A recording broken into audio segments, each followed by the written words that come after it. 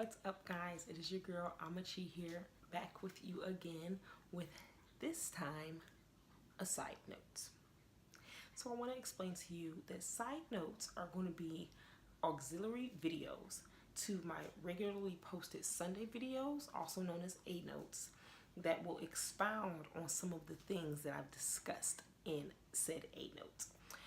Side notes will not be regular videos. They will not come out weekly. They will come at my discretion when I feel like I need to expound on something, or when I need to explain something, or when I feel like I have some extra information that I'd like to share with you. So this week on Amachi's side note, we're talking about crystal healing. So if you recall, if you watched the video this past Sunday, I spoke about depression and how I personally cope with it and some of the things that I do that help me deal with it and help me manage it in my daily life. And one of those things were crystal healing.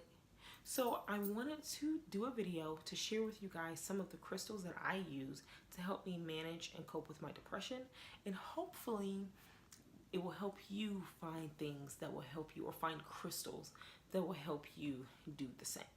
So it's a very informal video, very quick video, and we're just going to jump right into it. Okay? So the first crystal I want to share with you guys is this guy here. This crystal right here is called a smoky quartz. And how you can identify a smoky quartz is that oftentimes, well, all the time, it'll be clear like this. You'll see that it's clear.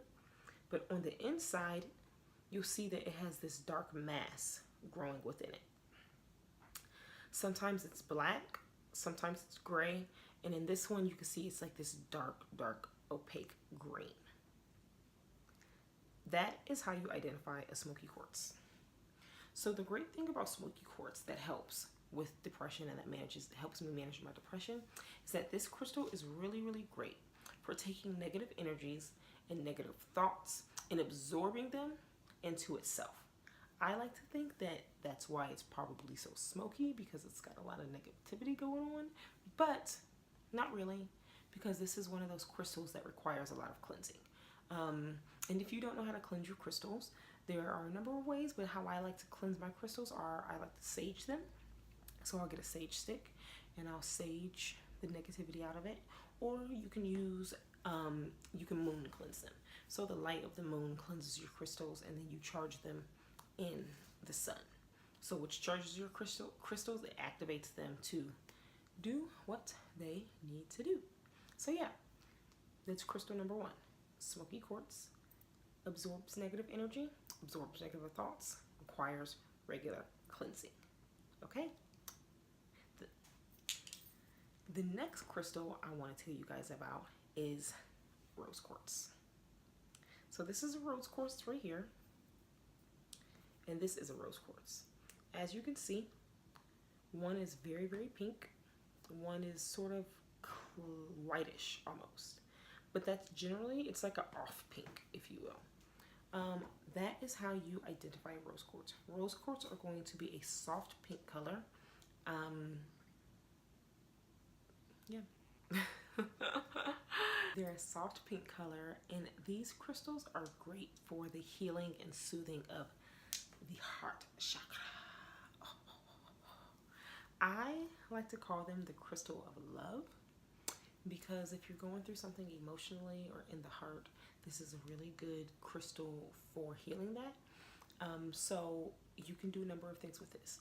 You can cleanse it, charge it, put it in a tumbler bag, and wear it close to your heart so that it soothes the heart chakra. Or you can even do some grid work where you lay the crystal on your chakras, and you do, well, you have other crystals, but you lay them on your chakras and you do healing work that way.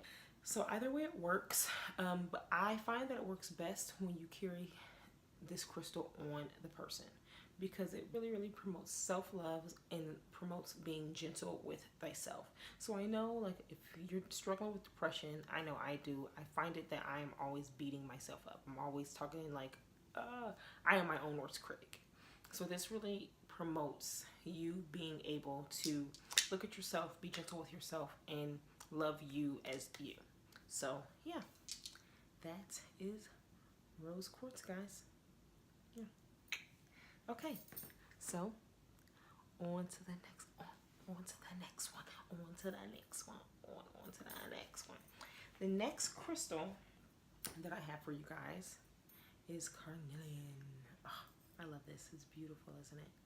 So how you can identify carnelian is that I like to call it caramel-esque, but it's this orangish brownish caramel like color with white spots in it, with like little white blotches, right?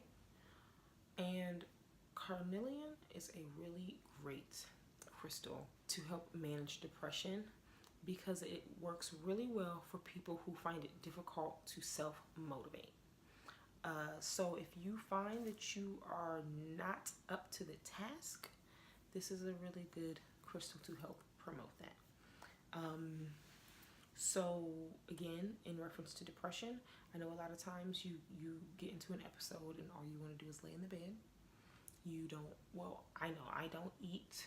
I don't get up and do the things that I need to do. I don't perform the ways that I know that I need to perform.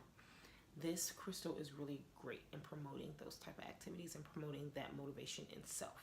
And it's really great for making positive changes. So yeah, that's carnelian, guys. And so last but not least, my favorite, it's my favorite crystal, period. But yeah, my favorite crystal to use to help with in dealing and aiding with my depression is this guy right here. Oh, look how pretty she is. Yeah, this is my amethyst cluster. I actually have a couple of these because, like I said, it's my favorite. I have amethyst clusters, I have amethyst stones, I have amethyst tumblers, I have amethyst, all kinds of amethyst. And a lot of times you'll notice amethyst because of this purple color right here. It also comes in like a paler purple as well, where it is almost clear. Sometimes you'll see it in clusters like this. You'll see it in the deep dark purple stones or like tumbler sizes, but you'll generally be able to tell an amethyst by this purple, a pale purple, or anything of the sort. The great thing about amethyst is that it is a very, very, very deeply cleansing stone. Not just on an emotional level, but on a spiritual level as well. I love this guy right here. What it does is it transmutes your negative energy, your negative emotions into positive ones. And it cleanses those emotions and makes them something that helps you feel good and helps you feel better about yourself. This energetic ability, the energetic ability of amethyst runs so deep. It runs from just your emotional level all the way to feeling completely empty and with despair. So I keep amethyst on me all the time. I keep it in my wallet as well. But this and citrine. The citrine is a crystal for another day. But I love these guys. If you don't use any other crystal, any other stone, I beg that you get an amethyst. I beg that you cleanse it. I beg that you charge it. I beg that you use it. I beg that you carry it. I beg that you kiss it, love it, hug it. Be an amethyst, because this is great. So yeah, that's all I have for you guys today. Those are some of my favorite crystals that I use. Again, I use other ones, and I'll drop some links in the comments for you to check out other crystals that you can use. But yeah, that's all I got for you. Thank you for joining me for this really short, quick video about the crystals that I use to help me manage my depression and deal with it. If you have any questions, or if you know any other crystals that, or any other stones, or anything else that aids in depression that isn't technically traditional, by all means, please let me know. You know I like to have conversations with you guys. And yeah, If this video was helpful for you, please, please, please like it, share it, subscribe. So, yeah, guys. Thank you guys so much for joining me. Your girl Amachi here with her first side note. And I'll catch you on Sunday with another A note. So, I'm checking out. All right. Bye.